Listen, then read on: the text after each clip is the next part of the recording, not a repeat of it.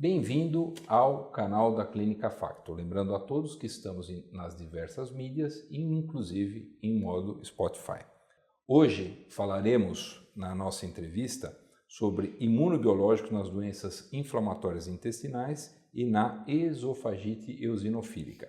Existem novos tratamentos, tratamentos de ponta, que estão trazendo qualidade para esses pacientes e resultados bastante interessantes. Para isso, nós chamamos aqui o Dr. Marcelo Pedro, tem uma larga experiência em doença inflamatória intestinal. Nós viemos conhecer a clínica dele aqui em CEDIG, nós já conhecemos a clínica dele lá em São Paulo, na Vila Mariana, que já tem mais de 30 anos. Ele abriu agora uma filial aqui na região, na Zona Norte, muito bonita, por sinal. E o Marcelo, ele é membro do GEDIG, tá? Que é o grupo de estudos de doenças inflamatórias do Brasil, e ele já faz tratamento dessas doenças a longo prazo. Marcelo, eu não vou ficar falando de currículo teu, porque você é o cara, né? Você é o que sabe fazer tudo, é um belíssimo gestor, um belíssimo cirurgião e entende como ninguém de doença inflamatória intestinal. Obrigado por você participar do nosso canal, viu? Obrigado a você, Nelson, pela apresentação e pela oportunidade. Boa. Marcelo, para o pessoal entender, o que é doença inflamatória intestinal? Doença inflamatória intestinal, ela faz parte de um espectro onde está contida a doença de Crohn e a retocolite ulcerativa inespecífica. É uma inflamação que ela pode acometer partes do intestino. Se for a doença de Crohn, ela pode acometer desde a boca até o ânus. E quando é a retocolite, ela está mais restrita ao colo. Mas as duas são doenças autoimunes.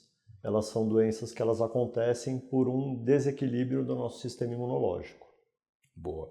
E tem diversas características, né? Uma pega todas as camadas do intestino, sim, a outra é mais superficial.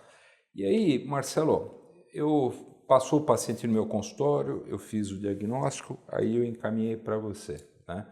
Me explica uma coisa, como é que eu devo tratar esse doente? Eu devo tratar ele com os remédios tradicionais, mesalazina, corticoide, alguns antibióticos específicos, ou já vou para essas novas drogas? Como é que você faz esse manuseio desse paciente?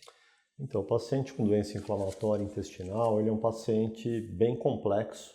O médico tem que acompanhar ele muito de perto e ele tem que entender qual que é o grau de atividade dessa doença. Como você mesmo falou, na doença de Crohn, existe a doença de Crohn com aspecto fistulizante. Pega todas as paredes do intestino, pode formar fístulas. Esse é um paciente mais grave, que requer mais cuidado. Tem pacientes com doença de Crohn leve, que ele tem uma discreta inflamação no intestino. Tem pacientes com retocolite grave a moderada, tem pacientes com retocolite leve. Esses pacientes eles também podem ter manifestações extraintestinais, então é um pacientinho bem complexo. E o tratamento vai depender muito da característica da doença.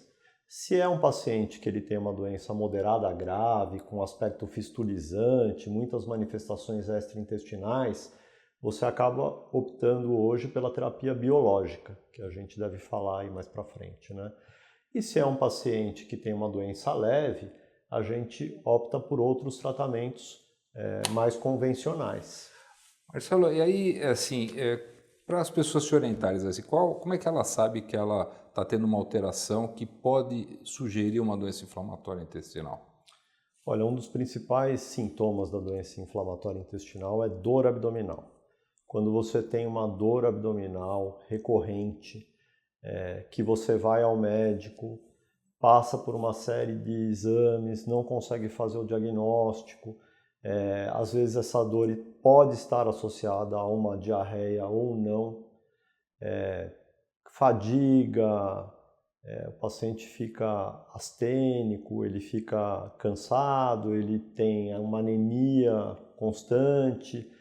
São vários sinais que podem levar a gente a pensar na doença inflamatória intestinal. Mas o principal é uma dor abdominal recorrente que você não está conseguindo fazer o diagnóstico. Então, é uma das suspeitas que nós temos de doença inflamatória. Dos exames todos, né, que você pode falar, então na tua clínica eu lembro que você faz cápsula endoscópica, que é bem bacana, para a gente pegar uma área que às vezes é difícil de acessar, que é o intestino delgado. Quando é retocolite é fácil, que você faz por colonoscopia, né, e é mais fácil. Mas quais são os exames que você costuma pedir para esses pacientes? Olha, de cara, quando o paciente vem numa primeira consulta, que você tem alguma suspeita, a gente sempre pensa na colonoscopia. A colonoscopia é um exame mais invasivo, tem um preparo que é um pouco mais difícil, então a gente acaba pedindo inicialmente um exame de fezes, uma calprotectina fecal. A calprotectina é um exame bem legal porque ele não é invasivo. E quando você tem alguma inflamação lá no teu intestino, migra uma célula de defesa, que é o neutrófilo. Dentro do neutrófilo existe a calprotectina, que é uma proteína. Se existe calprotectina nas tuas fezes, já é um indício que você tem um intestino inflamado. Aí você pode partir para a colonoscopia. Ou, às vezes, numa primeira consulta, você já pede a colonoscopia. Dependendo da clínica, né? Exatamente. Boa. E é uma doença crônica, né? Então, uma vez que é crônica, tem que tratar para o resto da vida. Seja ela com dieta, estilo de vida, exercícios físicos e medicamento. Você tem essas doenças, elas entram em remissão. Não cura. Não cura. Como todas as doenças autoimunes, né, a gente não consegue desligar o sistema imune uma vez que ele ligou e ele está produzindo células de defesa que estão cumprindo o papel delas, que é tentar combater uma infecção que não existe. Então, uma vez que você é diagnosticado com uma doença autoimune, infelizmente, a gente ainda não sabe como desligar esse sistema imunológico, então você tem que tratar para o resto da vida. A parte que você falou de atividade física, exercício físico, alimentação, suporte psicológico, tudo faz parte do tratamento da doença inflamatória intestinal, mas hoje a gente tenta fazer com que esse paciente entre em remissão. O que é a remissão? Você não está curado, mas o teu intestino ele não está inflamado. Ou ele está inflamado num nível que não vai impactar na tua qualidade de vida. Entendi. E aí, obviamente, se mantém as medicações, independente da remissão ou não. O que a gente tem feito é assim, o paciente hoje que ele está numa terapia biológica, ele fica nessa terapia biológica por muito tempo. E você vai acompanhando, né? Eu tenho pouquíssimos pacientes que nós suspendemos a terapia, porque eles entraram na deep remission, né, na remissão profunda. Então, aquele paciente que ele chegou com o intestino inflamado, você instituiu o tratamento, ele melhorou, aí ele vai retornando, faz os exames estão normais, aí ele faz uma colonoscopia, está normal, aí ele começa a abusar da alimentação, aí ele começa a comer Memória de curta. tudo, exatamente. Aí ele fala, olha, hoje eu como de tudo, nada me faz mal. Aí ele volta no outro ano, faz o exame, a colonoscopia dele continua normal. E chega uma hora que o próprio paciente te pergunta, pô, doutor, será que eu estou curado? Essa é uma pergunta comum e é uma decisão compartilhada. Sempre falo aos pacientes, olha, pode ser que a gente suspenda o tratamento e você volte a ter os sintomas. E algumas vezes, quando você suspende, o teu organismo pode criar anticorpo contra aquela droga que você usou, você não pode mais usar aquela, você tem que passar para uma outra terapia. Mas algumas vezes é como se o sistema imune ele esquecesse que um dia ele estava mandando célula inflamatória para lá. E aí ele entrou numa remissão profunda, a gente pode suspender o tratamento desses pacientes. Eu tenho, que eu me lembre, 3 pacientes que entraram em remissão profunda de uma gama de vários pacientes, né? Então isso pode ocorrer, mas não é o comum. O comum é que uma vez que a gente inicia o tratamento, esse paciente fique os biológicos. E mesmo os outros, como mesalazina e outros também, é o mesmo esquema. É o mesmo esquema, porque o que importa, Nelson, é que a gente melhore a qualidade de vida desse paciente, né? Que ele possa ter uma vida de trabalho, de lazer normal e que o intestino não inflame, né? Porque uma das causas de câncer de intestino é uma inflamação crônica, né? Então você acaba conseguindo segurar essa complicação. Nos congressos sempre a discussão é devo parar ou não e sempre a justificativa é diminuir a incidência de câncer. mesmo acompanhando através de exames, né, como a colonoscopia. Agora diz o seguinte, aí eu optei por usar os imunobiológicos. Qual que é a periodicidade de administração? E é usado para o resto da vida ou não? Então, o biológico, a periodicidade depende do tipo de biológico. Quando eles começaram aqui no Brasil foi perto dos anos 2000. Então a gente já tem aí 24 anos aí de terapia biológica no Brasil. E inicialmente a gente tinha um tipo de biológico que era o antifator de necrose tumoral. Agora a gente tem outras classes de terapias biológicas disponíveis e depende do tipo de biológico que você escolhe, ele tem uma periodicidade e ele pode ser administrado por via endovenosa, né, pela veia. Normalmente esses de via endovenosa são a cada 8 semanas.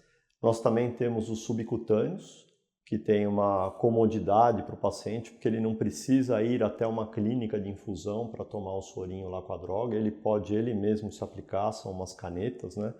Os subcutâneos a gente tem subcutâneo que é a cada 15 dias, nós temos subcutâneo que também é a cada 8 semanas.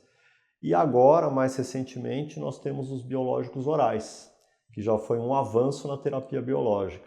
O paciente vai tomar um comprimido por dia e ele vai ter o efeito imunossupressor. Então depende muito da escolha do biológico para a gente saber qual que é a periodicidade. Boa. E, como você falou, para o resto da vida, se ele tiver uma doença moderada a grave, ele vai ficar tomando esse remédio. É diferente da forma leve. Exatamente. Tá. E, Marcelo, você optou por fazer imunobiológico. Você tem que fazer um screening para saber se o doente tem alguma doença prévia antes. Como é que funciona isso? Sim. A partir do momento que o paciente vai fazer uso de uma terapia imunossupressora, e a gente sempre fala que terapia imunossupressora não é só o biológico, né? O brasileiro tem um problema muito grande de automedicação. E existem imunossupressores que são muito fáceis de acesso, né? Você vai em qualquer farmácia e você consegue comprar a prednisona, né? E se você tomar 20 miligramas de corticoide por 2 semanas, você já está imunossuprimido.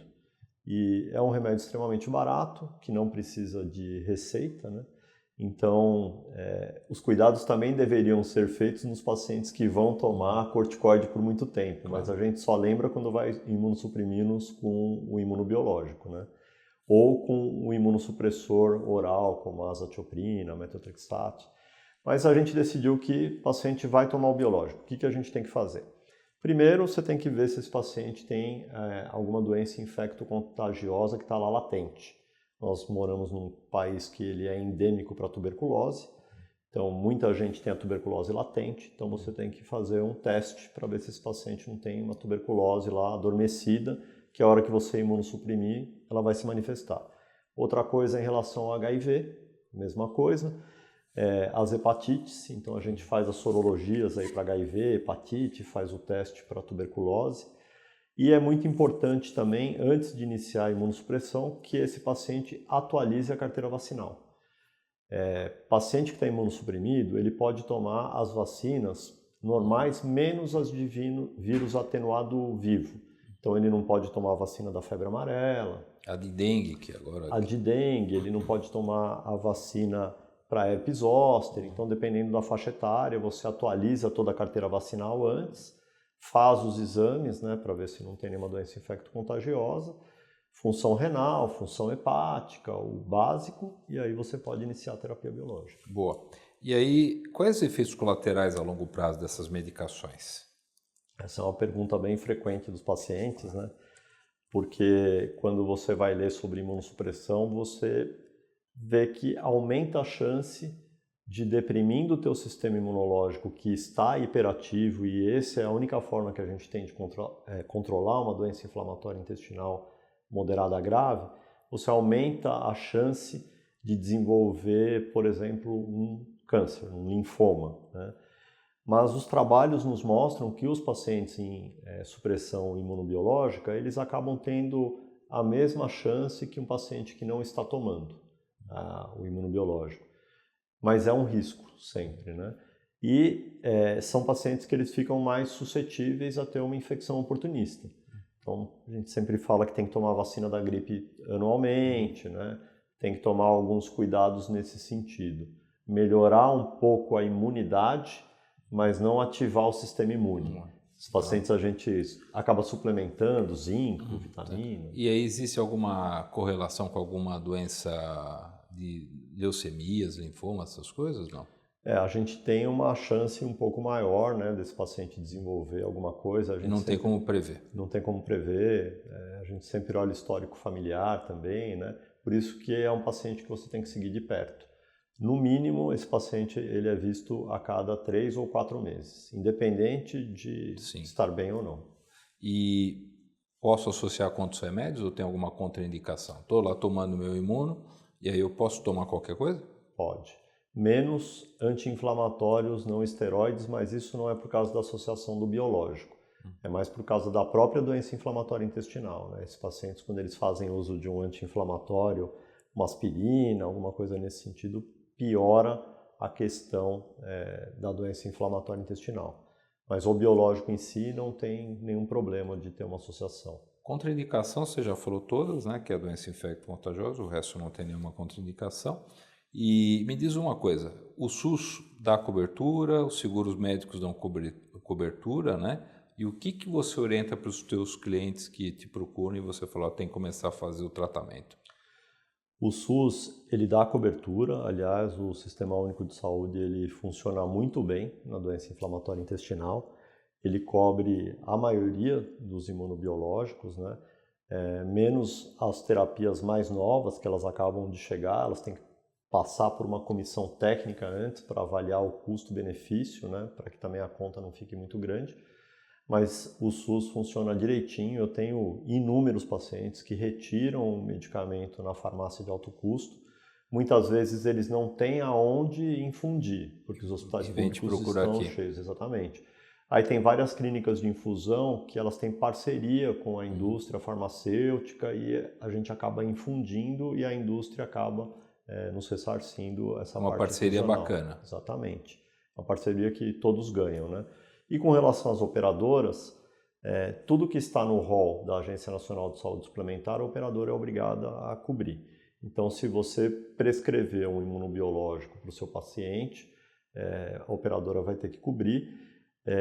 O custo disso tem aumentado muito porque as doenças autoimunes elas têm aumentado globalmente e essa conta tem ficado bastante alta. Então, hoje as operadoras têm uma regulação maior, muitas vezes vai passar por uma comissão técnica dentro da operadora e também vai ser avaliado lá por um especialista que vai falar, não, olha, esse paciente ele tem que fazer uso da terapia biológica ou tem outras alternativas. Às vezes o médico acha ruim, né? Acha que está intervindo na conduta médica, não deixa de estar, mas a gente entende também que, pelo outro lado, o sistema tem que ser sustentável. Boa. E, Marcelo, aí nós estamos lá para indicar uma cirurgia para um paciente eletiva, não de emergência. Nós vamos falar das duas coisas, mas eletiva, o que eu faço? Ele está tomando o imunobiológico. Eu devo suspender quanto tempo antes e quanto tempo depois eu posso reintroduzir a medicação? Essa daí é uma pergunta bem... Essa é uma pergunta até porque tem muito estudante, né, de medicina que nos acompanha tudo, então é interessante até para falar, tem gente que não sabe, né? Sim, tem trabalhos que mostram as duas coisas, tá, Nelson? Tem trabalhos que mostram que não faz muita diferença, né? Principalmente nos pacientes que estão tomando anti-TNF, e tem trabalhos que mostram que sim. Se é um paciente que ele está bem controlado, não é um paciente com uma doença muito grave, porque tem paciente que você não tem como suspender a terapia biológica dele, porque ele na vigência do biológico ele já não está bem. Então é um paciente que você suspendendo, ele vai estar em condições clínicas muito piores na hora que ele for fazer uma retirada de vesícula ou ele for operar uma hérnia, isso vai impactar no teu pós-operatório. Então é aquele paciente que você corre o risco, né, um risco calculado, e tem pacientes que eles estão super bem, como esses que entraram em remissão.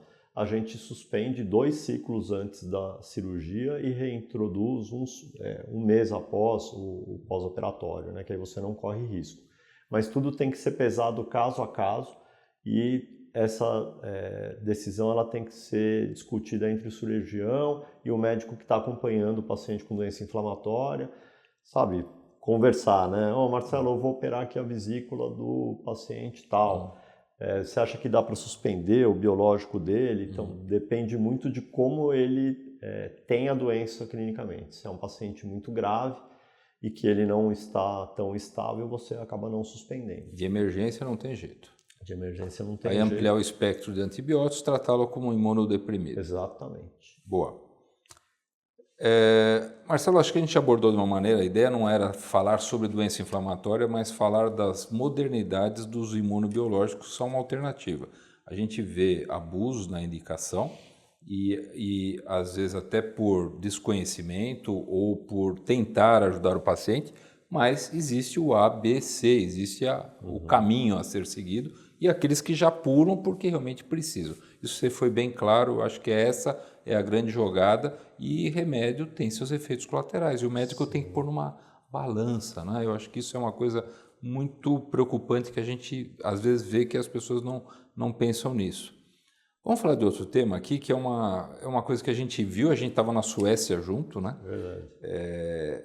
A gente estava vendo, na época, a gente estava vendo algumas coisas de microbiota, a gente estava falando coisas lá de refluxo e tudo mais, e estava começando naquela época sobre a esofagite eosinofílica, e recentemente nós tivemos juntos, né? Teve até promovido que você acabou organizando lá o grupo, para a gente discutir sobre isso, que a gente viu que não está aumentando a incidência, está fazendo mais diagnósticos.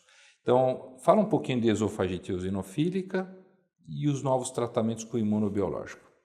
Então, a esofagite eosinofílica, como você mesmo colocou aí muito bem, ela não está aumentando, né? Apesar de ela fazer parte do espectro aí das doenças autoimunes que estão aumentando, mas o que a gente até conseguiu ver lá na aula foi que ela é subdiagnosticada. E mesmo em países desenvolvidos, eu não me lembro se era na Finlândia que eles apresentaram o trabalho lá, mas aqui também, né, Nelson? Você também vê pacientes Eu pego muito. E aí a gente já pede a biópsia, né? Sim. Orientada e acaba fazendo o diagnóstico, né? Mas falando um pouco da esofagite eosinofílica, ela é confundida muitas vezes com refluxo, mas nós sabemos que ela não tem nada a ver com a doença do refluxo. É uma condição onde o paciente, por um distúrbio também do sistema imune, ele começa a mandar células de defesa, nesse caso específico eosinófilos, que é uma célula de defesa, para o esôfago. E esse esôfago ele começa a sofrer alterações motoras. Então é muito comum de sintoma esse paciente falar que ele tem uma sensação de engasgo ou de entalo, de impactação de comida, que é diferente do paciente que tem doença do refluxo, que ele tem tosse, dor torácica, sente o alimento voltando, tem azia. Clinicamente ela é um pouquinho diferente, né? Dá para o médico, se ele prestar atenção, fazer a diferenciação.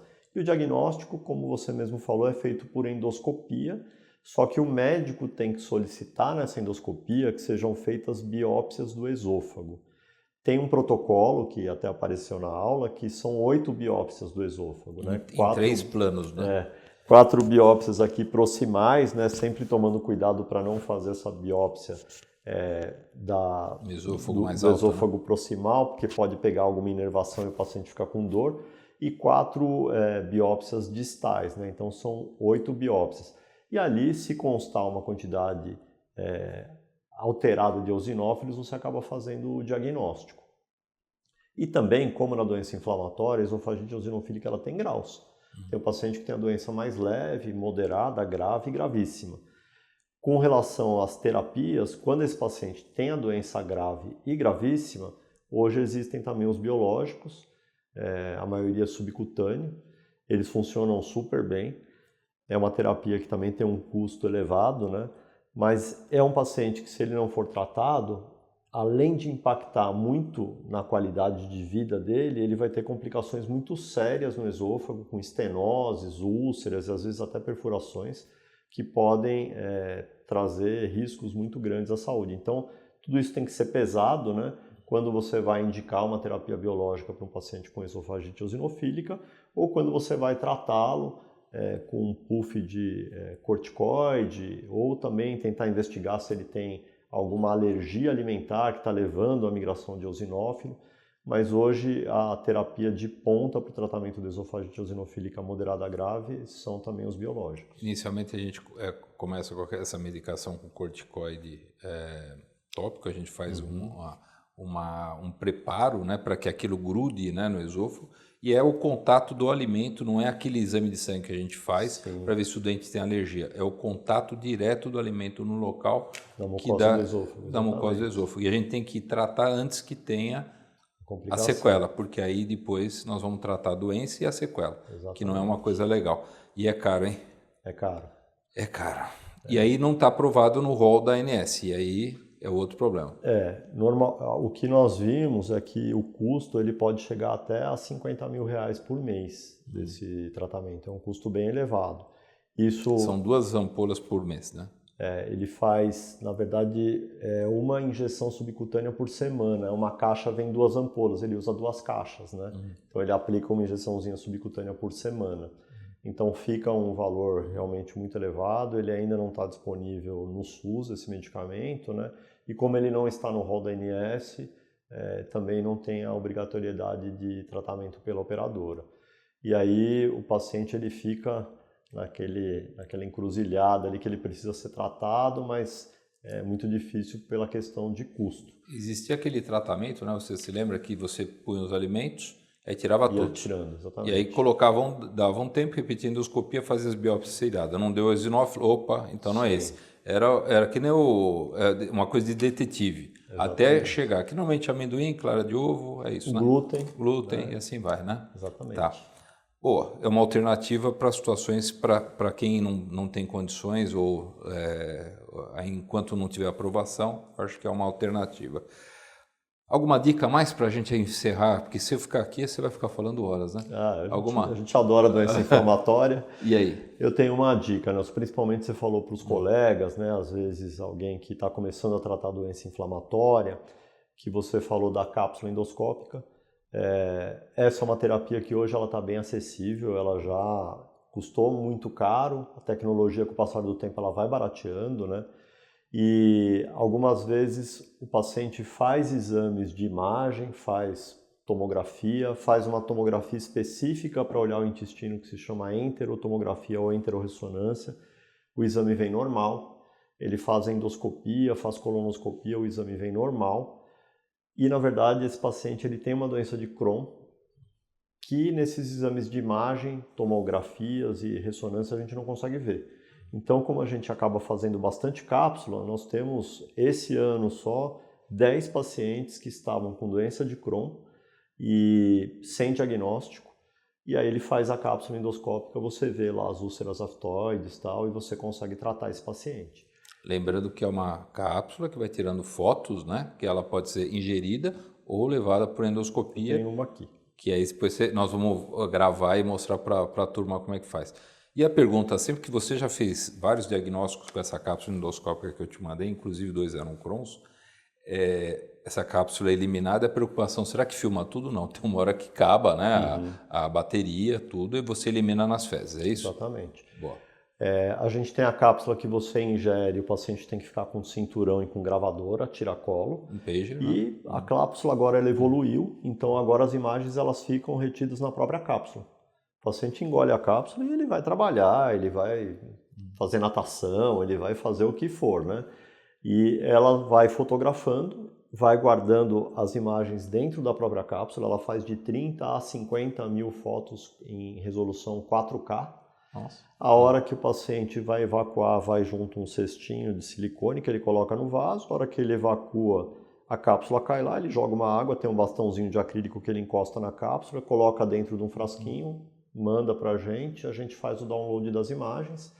E como todo mundo pergunta, a cápsula ela não é reutilizável. Claro. Ela tem uma bateria e ela dura em torno de 21 a 22 horas de gravação, então a gente consegue ver sempre bem o intestino delgado. Então é uma ferramenta a mais no tratamento da doença, principalmente na doença de Crohn. Tá. Um dia ainda vou te pegar para você falar sobre tratamentos cirúrgicos que são desafios, né, para os cirurgiões e complicações da doença inflamatória, mas vai ser um outro período. Marcelo, eu queria te agradecer, obrigado por você ceder o espaço aqui para nós, tá? A clínica está belíssima, sucesso, tá? E obrigado pelas informações. Nelson, obrigado você mais uma vez pela oportunidade. Joia.